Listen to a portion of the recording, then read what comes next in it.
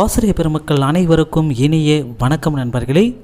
இன்றைய வீடியோ தொகுப்பில் நம்ம எதை பற்றி பார்க்க போகிறோன்னு பார்த்தீங்கன்னா, இன்றைக்கு பார்த்தீங்கன்னா டெட்டில் அப்ளை பண்ணுறதுல நிறைய குளறுபடிகள் இருக்குது. இந்த பிரச்சனைகள் என்னன்றதை எல்லாமே நம்ம இந்த வீடியோ தொகுப்பில் முழுமையாக நம்ம பார்க்கலாம். அதுக்கப்புறம் பார்த்திங்கன்னா டிஆர்பியோடைய அறிவிப்பு ஏன் இன்னும் வரல, இந்த டிபார்ட்மெண்ட்டுக்கு இன்னும் வரலை.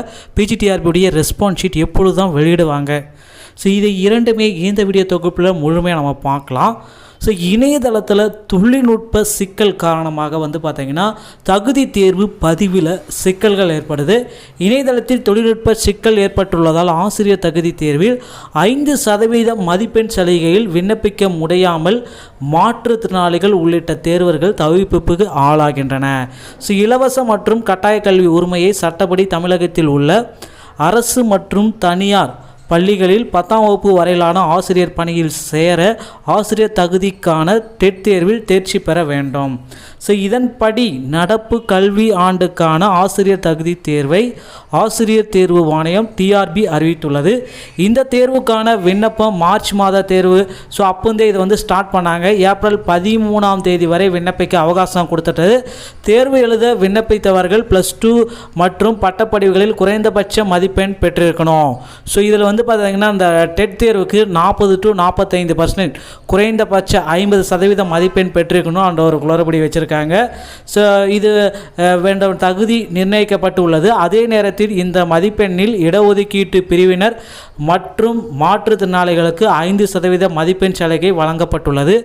இந்நிலையில் தேர்வு எழுத விருப்பம் உள்ள பட்டதாரி விண்ணப்ப பதிவுக்கு முயற்சித்து வருகின்றனர். இணையதள விண்ணப்ப பதிவு பக்கத்தில் 5% மதிப்பெண் சலுகை விவரத்தை தொழில்நுட்ப ரீதியாக ஆசிரியர் தேர்வு வாரியம் குறிப்பிடாததால் சலுகையை பயன்படுத்தி மாற்றுத்திறனாளிகள் உள்ளிட்ட பட்டதாரிகள் விண்ணப்பிக்க முடியாத நிலை உள்ளது.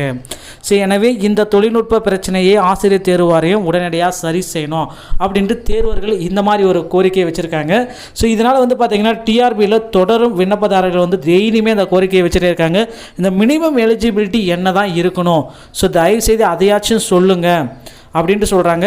சிலர் பார்த்திங்கன்னா அந்த அட்மினிஸ்ட்ரேஷன் சிஸ்டம் அட்மினிஸ்ட்ரேஷன் எரர், இது பேமெண்ட் கட்டுற இடத்துல போனீங்க பார்த்தீங்கன்னா இந்த சிஸ்டம் அட்மினிஸ்ட்ரேஷன் எரர்னுக்காங்க. இதுக்கு அவங்க டிஆர்பிட்டு கேட்ட பதில்கள் பார்த்திங்கன்னா அதுவும் ஒரு அப்ராக்சிமேட்லி அவங்க சொல்கிற பதில்களும் அதுக்கு சம்மந்தமே இல்லாமல் இருக்குது. இந்த டிஆர்பி இதுக்கு என்ன பதில்னாலும் கொடுக்கலாம்.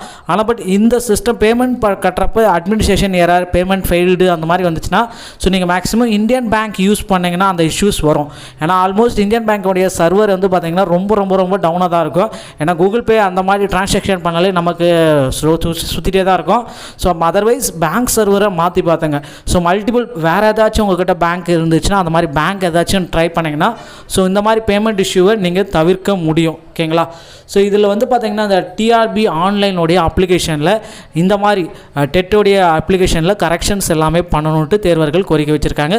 அடுத்து நீங்கள் ஆவலுடன் எதிர்பார்த்த இந்த பிஜிடிஆர்பியோடைய ரெஸ்பான்ஸ் ஷீட் எப்பொழுது வெளியிடும்? ஒரு எலெக்ஷன் நடந்தால் கூட ஒரு மாதம் நடந்தால் கூட ஒரு 2-3 நாளில் பார்த்திங்கன்னா எலெக்ஷன் வச்சுட்டு அடுத்த 3 நாளில் ரிசல்ட் எல்லாமே பப்ளிஷ் பண்ணுறாங்க.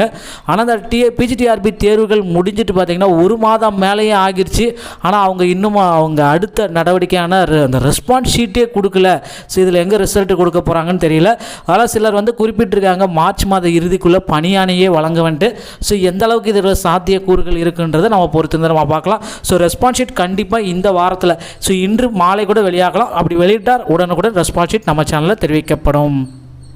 இந்த மாதிரி பிஜிடிஆர்பி சம்மந்தமான செய்திகளை நீங்கள் உடனுக்குடன் பெற, மேலும் டிஆர்பி சம்மந்தமான செய்திகளையும் பெற நம்ம சேனலோட இணைந்திருங்கள். வீடியோ பார்த்தமைக்கு மிக்க நன்றி. அடுத்த வீடியோவில் உங்களை வேறொரு செய்தியோடு சந்திக்கிறேன். நன்றி நண்பா. தேங்க்ஸ் ஃபார் வாட்சிங்.